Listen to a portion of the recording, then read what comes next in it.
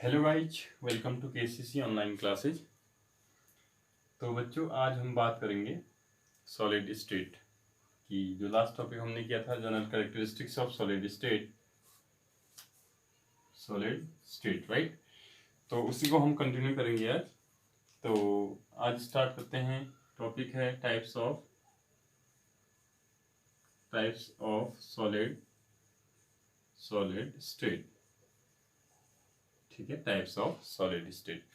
तो देखिए बच्चों, बेसिकली जो आपने सॉलिड देखे होंगे, तो सॉलिड आपने सब एक ही जैसे लगते हैं कि हाँ सॉलिड है, हर चीज़ सॉलिड है, लेकिन ऐसा होता नहीं है बच्चों। ठीक है, सॉलिड जो है आपके कितने टाइप्स के होते हैं? 2 टाइप्स के होते हैं, राइट। तो देखिए कौन कौन से होते हैं, पहले इसको समझते हैं। Solid are of 2 types. Okay, एक होता है बच्चों आपका क्रिस्टलाइन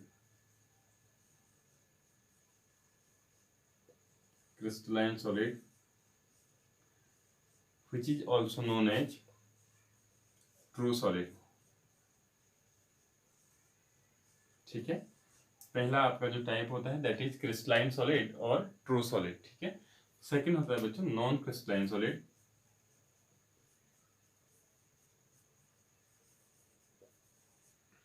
सॉलिड और amorphous solid.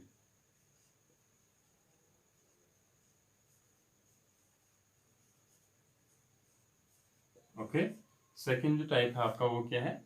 That is non crystalline solid और एमॉर्फस सॉलिड। ओके, तो इसके और भी कुछ नाम होते हैं, मैं भी धीरे धीरे आपको बताता हूँ। ठीक है, तो सबसे पहले बच्चों हम सीखेंगे व्हाट इज क्रिस्टलाइन सॉलिड और ट्रू सॉलिड। ठीक है, चलिए मैं आपको एक सॉलिड बना के दिखाता हूँ यहाँ पर। जैसे आपके जो सॉलिड होते हैं उनमें जो कंस्टिट्यूएंट्स पार्टिकल होते हैं बच्चों, मैंने आपको पहले भी बताया है। बताइए कंस्टिट्यूएंट पार्टिकल के क्या होते हैं? 3 होते हैं। एटम हो सकता है, मॉलिक्यूल हो सकता है, या फिर आयंस हो सकते हैं। ध्यान देना, ठीक है। तो सपोज ये कोई सॉलिड है बच्चों, इसमें हम अगर पार्टिकल देखें तो बिल्कुल फिक्स अरेंजमेंट होगा उनका। ठीक है, जैसे 5 है, जस्ट इसके ऊपर अगर हैं, है ना, तो उतना अच्छा मेरे से बन नहीं रहा है, आप अच्छे से बना देंगे इसको। ठीक है,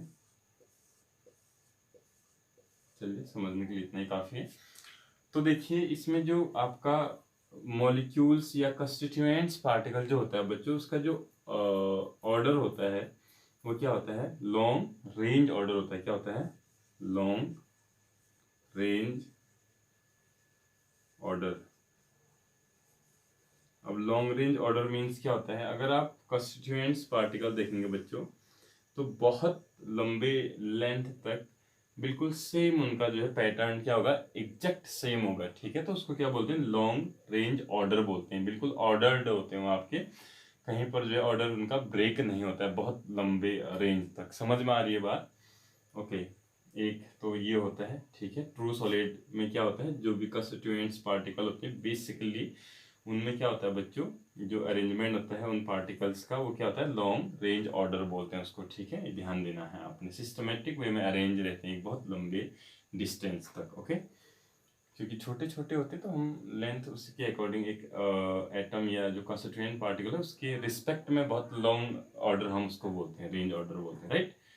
एक तो ये इनकी खास बात होती है किसकी? क्रिस्टलाइन सॉलिड की। ठीक है, अब एमॉर्फस में क्या होता है देखिए, अगर हमारे पास कोई सॉलिड है एमॉर्फस सॉलिड, ठीक है बच्चों, तो उसमें आप देखेंगे तो शॉर्ट टर्म शॉर्ट रेंज आपका क्या होता है?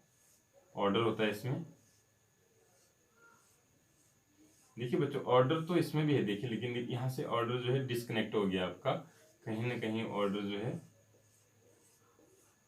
चेंज हो गया है पार्टिकल्स का, राइट। तो देखिए ऐसे कोई एक फिक्स ऑर्डर नहीं होता है उनका। अगर होता भी है तो क्या होता है? Short range, RANG order.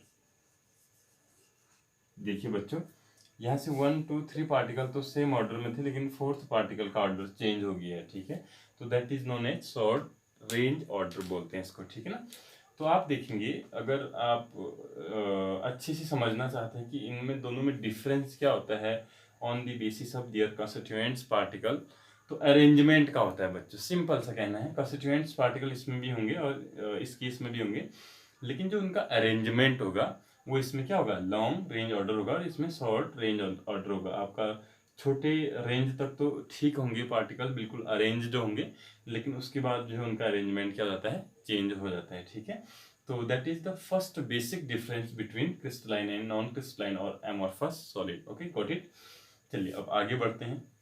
देखो बच्चों, क्योंकि इनका ऑर्डर हमेशा क्या होता है, फिक्स होता है। ठीक है, तो इनका जो बॉइलिंग और मेल्टिंग पॉइंट होता है दैट इज शार्प, वो बिल्कुल फिक्स होता है बच्चों। शार्प मतलब होता है फिक्स। जैसे किसी चीज़ का मेल्टिंग या बॉइलिंग पॉइंट आपका 100 है तो 100 ही रहेगा, चाहे आप उसकी और यहाँ से प्लेस डिस्टेंस वगैरह कोई भी चीज़ चेंज करिए, आप प्लेस चेंज करिए। ठीक है, इंडिया में, अमेरिका में वगैरह वगैरह, अगर टेम्परेचर प्रेशर वगैरह फिक्स रखेंगे तो उस चीज़ का मेल्टिंग बॉइलिंग पॉइंट हमेशा क्या होता है, बिल्कुल फिक्स होता है। लेकिन इस केस में ऐसा नहीं होता है बच्चों।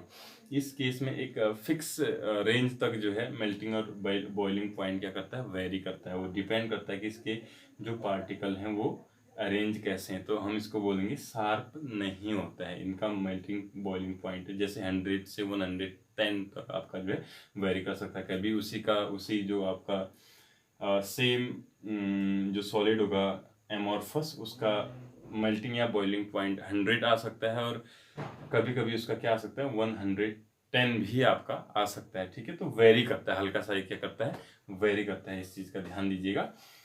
तो इसका मेल्टिंग बॉइलिंग पॉइंट क्या होता है, शार्प नहीं होता है। ठीक है, अब मैं पहले इसका एग्जांपल बताता हूँ बच्चों। मैक्सिमम जो आपके सॉलिड्स होते हैं वो तो आपके क्या होते हैं, सॉलिड यही वाले होते हैं, क्रिस्टलाइन होते हैं।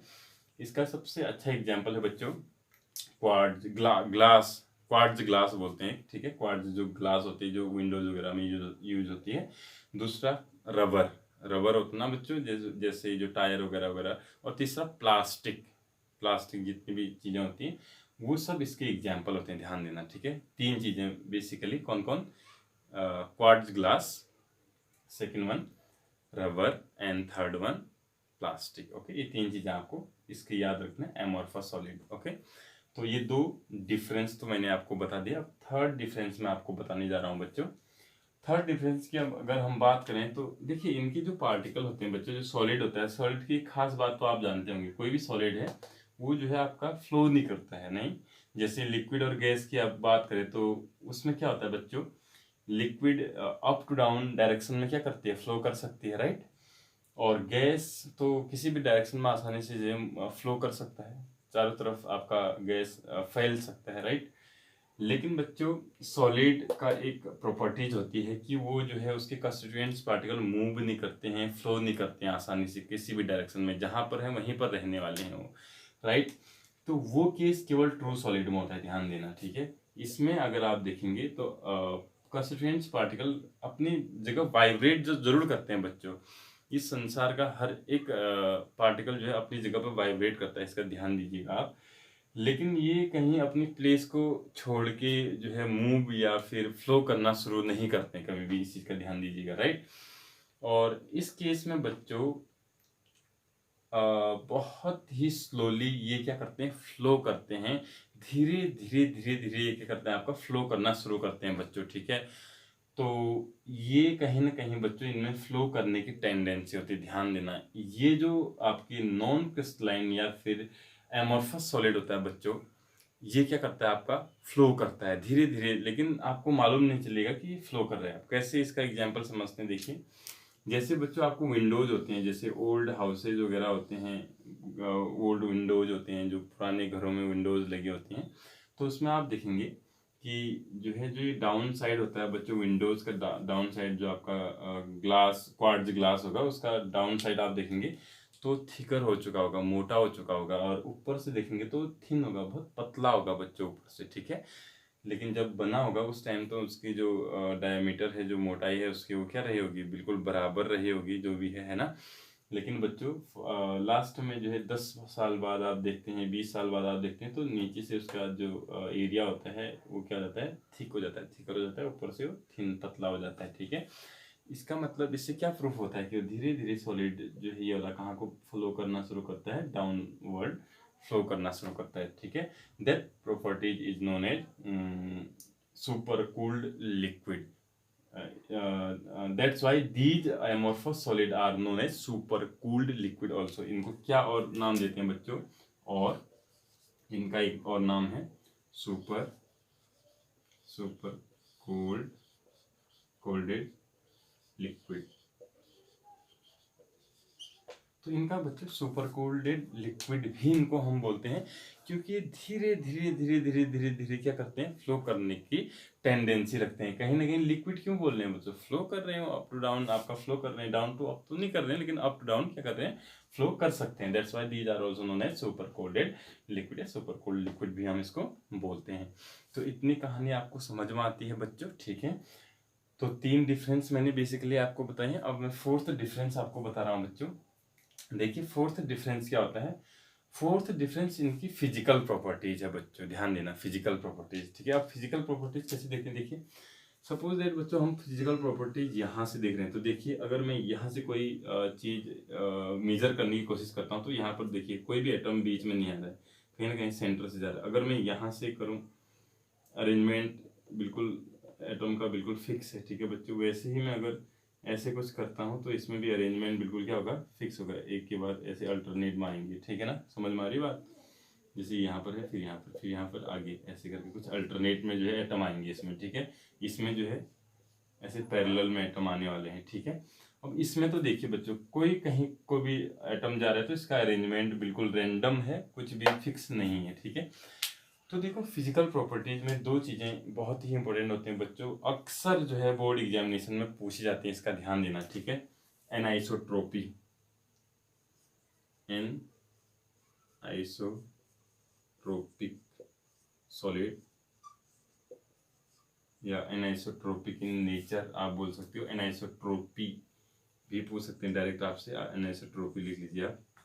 और आइसोट्रोपी, आइसोट्रोपी नेचर होता है, आइसोट्रोपी और एनाइसोट्रोपी नेचर होता है बच्चों इनका, ठीक है। जो आपके ट्रू सॉलिड होते हैं या क्रिस्टलाइन सॉलिड होते हैं वो ट्रोपिक इन नेचर होते हैं, और ये जो है आइसोट्रोपिक इन नेचर होते हैं। अभी आइसोट्रोपिक और एनाइसोट्रोपिक क्या है देखिए बच्चों, अगर हम बेसिकली दो फिजिकल वैल्यूज को कैलकुलेट करें, उसमें से एक होता है इलेक्ट्रिक रेजिस्टेंस होता है और दूसरा आपका रिफ्रैक्टिव इंडेक्स होता है, ठीक है। रिफ्रैक्टिव इंडेक्स और इलेक्ट्रिक रेजिस्टेंस होता है बच्चों। उसको अगर आप उसकी वैल्यूज को मेजर करेंगे ना, तो डिफरेंट डायरेक्शन, अगर यहाँ से आप लेंगे बच्चों, देखिए पैरेलल था तो यहाँ से वैल्यू इसकी अलग आएगी इस केस में, है ना। और यहाँ से लेंगे बच्चों, डायरेक्शन चेंज करके यहाँ से वैल्यू लेने की कोशिश करेंगे तो यहाँ से उसकी वैल्यू क्या आएगी, अलग आएगी। तो उसको बोलते हैं एन आइसोट्रोपिक नेचर बोलते हैं, समझ रहे हैं ना। कौन कौन सी 2 फिजिकल प्रॉपर्टी बताइए, electrical resistance and refractive index, ठीक है, फिजिकल प्रॉपर्टीज हैं। और इसमें बच्चों क्योंकि इसमें तो देखिए आप कहीं पर भी अरेंजमेंट मॉलिक्यूल्स का सेम है ही नहीं, थोड़ी देर बाद तो रैंडम होना ही होना है। तो इसमें ध्यान देना, जो ये 2 प्रॉपर्टीज होती हैं उनकी वैल्यू आप किसी भी डायरेक्शन से लेने की कोशिश करना, रैंडमनेस है ही है तो रैंडमनेस होने की वजह से बच्चों सब डायरेक्शन से ध्यान देना, इसका जो ये 2 फिजिकल प्रॉपर्टीज की वैल्यू होती है वो हमेशा क्या आती है, सेम आती है, ध्यान देना, ठीक है। तो इसको बोलते हैं आइसोट्रोपिक नेचर बोलते हैं इसका, इन 2 वैल्यूज का सेम आना किसी भी डायरेक्शन से, आप यहाँ से लें, यहाँ से लें, यहाँ से लें, यहाँ से लें, समझ गए ना। उल्टा जैसा लगता है बच्चों, अगर आप ध्यान से पढ़ने की कोशिश करेंगे तो आपको अपोजिट जैसा लगेगा। क्रिस्टलाइन सॉलिड को एनाइसोट्रोपिक आपको लगना चाहिए था कि ऐसा आइसोट्रोपिक होगा, ऐसा लग सकता है आपको। तो इसको बिल्कुल ध्यान से सोचिएगा, क्योंकि इसमें अरेंजमेंट फिक्स होने की वजह से डिफरेंट डायरेक्शन में फिजिकल प्रॉपर्टीज की वैल्यू क्या आती है, डिफरेंट आती है। That's why it is known as anisotropic. Iso मतलब सेम होता है, एन मतलब अलग अलग, यानी डिफरेंट डायरेक्शन में क्या आ रही है, आपकी वैल्यूज अलग अलग आ रही है, ठीक है। और इसमें वैल्यूज क्या आएगी बच्चों, सेम, क्योंकि रैंडमनेस है पूरे में, तो हमेशा सारी डायरेक्शन में वैल्यूज क्या आएगी, सेम आएगी, ठीक है। तो ये कहानी थी बच्चों difference between crystalline and amorphous solid, ठीक है ना। तो आपका इतना सा आपको समझ में आता होगा। चलिए एग्जाम्पल इसके बच्चों देखिए, इसके एग्जाम्पल आप मेटल वगैरह वगैरह सारे मेटल जितने भी हैं वो इसी के एग्जाम्पल हैं, ठीक है। और इसके एग्जाम्पल आपके क्या हैं, मैंने बता दिया था कौन कौन से इसके एग्जाम्पल थे बच्चों। एक तो था फर्स्ट आपका क्वार्ट्ज ग्लास, दूसरा प्लास्टिक एंड रबर इसके एग्जांपल देखो बच्चों, प्लास्टिक और रबर के हमारी डेली लाइफ में कितने यूजेज हैं, यानी हमारे लिए जो है एमोरफस सॉलिड बहुत ज़्यादा यूजफुल है। इस चीज़ का ध्यान देना, हर चीज़ आप देखिए, मार्कर, ब्लैक बोर्ड वगैरह वगैरह, कहीं ना कहीं रबर और प्लास्टिक का यूज एटलीस्ट किया होता है किसी न किसी चीज़ों में। मोबाइल में पूरा प्लास्टिक का यूज होता है, राइट। तो बहुत सारी चीज़ों में प्लास्टिक हमारी डेली लाइफ से रिलेटेड है बच्चों। तो एमोरफस सॉलिड भी हमारे लिए क्या होता है, बहुत ही ज़रूरी होता है, ठीक है। तो ये समझ लेना आप। एक आपका होता है एमोरफस सिलिकॉन होता है। क्या होता है बच्चों, एमोरफस सिलिकॉन बोलते हैं, सिलिकॉन का ही एक टाइप है, एमोरफस सिलिकॉन होता है, ठीक है।